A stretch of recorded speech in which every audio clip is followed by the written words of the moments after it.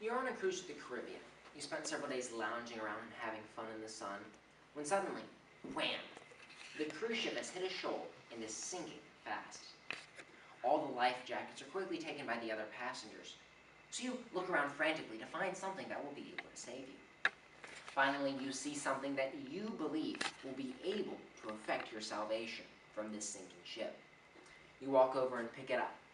It's a barbell from the ship's weight room. You walk to the edge of the ship, repeating to yourself, I believe this will keep me afloat. I believe this will keep me afloat. I believe this will keep me afloat. You jump off the edge of the ship and promptly sink to the bottom of the ocean. Now, while this may seem a foolish and silly thing to do, it's exactly what many people do with their eternal security.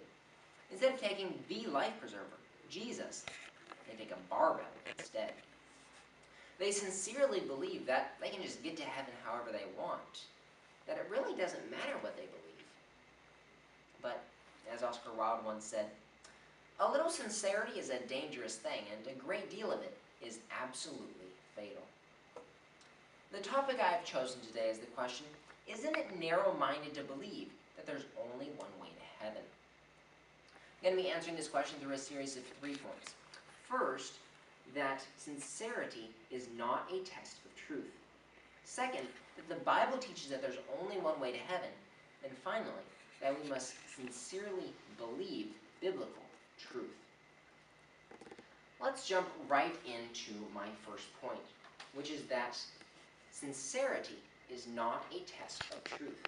That you can be sincere, but wrong. See, this question, is that it narrow-minded to believe that there's only one way to heaven, is often used more broadly to apply to all sorts of beliefs. Isn't it narrow-minded to believe that, or this, that there's only one set of morals, or that this sort of conduct is not appropriate for anyone? And so before we look at the specific issue of whether it's narrow-minded to believe that there's only one way to heaven, we're going to look at it a little bit more broadly. See, is it narrow-minded to just believe in one truth at all?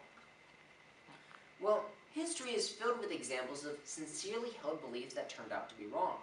The people who say that it's narrow-minded to believe one thing tend to say that everyone's equally right. But as we look at history, we see that that's simply not correct. For example, at one point in time, the majority of people on Earth believed that the Earth was flat. But the Earth was then, and still is now, round.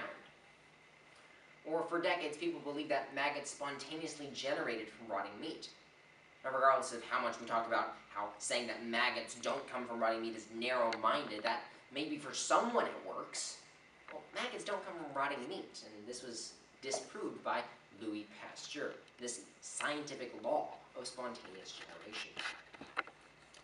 Or we can look at medical discoveries. Now, if anyone wants people to be narrow-minded, it's when we're at the doctor's office. We want the doctors to use the methods that work. We don't want the doctors to just do whatever they want. In fact, way back when, they would use methods such as trepanning, which is drilling a hole in someone's skull in an attempt to heal them. Now we might say that we in our Western modern medicine are being narrow-minded, that maybe it actually worked, but I don't really think that's such a good idea. I don't want any doctors drilling holes in my head, because it may be narrow-minded, but it's the truth. Now let's move on to my second point, which is that the Bible teaches that there's only one way to heaven. Now what is meant by narrow-minded? Narrow-minded can either mean closed-minded, in that you're not willing to consider any other viewpoints, and in that sense, no, it's not narrow-minded. We're willing to consider other viewpoints, but ultimately we subject them to the truth of God's Word.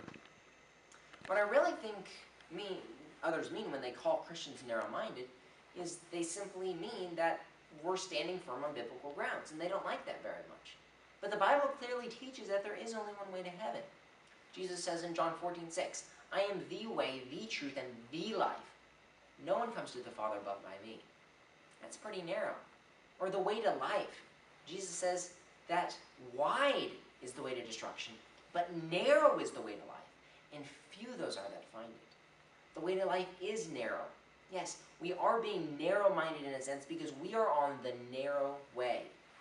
When Jesus says that he is the way, the truth, and the life, he is not saying that he is a way, a truth, and a life. He is saying that he is the only way, truth, and life. The Bible teaches that there is only one way to heaven, and regardless of what names we're called, we need to believe it. And then finally, my last point is that we need to sincerely believe biblical truth. Regardless of whether we're called narrow-minded or not, we need to believe what the Bible tells us. We can believe that all people are sinners, that truth holds true for everyone because Romans 3:23 says as much. We can believe the glorious truth that God sent his Son to earth because of John 3:16. And we can believe that Jesus is the only way to heaven because he said so in John 14:6. Ultimately, it's not narrow-minded as in closed-minded to believe that there's only one way to heaven, but it is narrow-minded in that we are only willing to take those truths that are on the narrow path of allegiance to God's word and obedience to his revealed will for our lives. We can take a barbell saying that it might work for someone, or we can take the life-preserving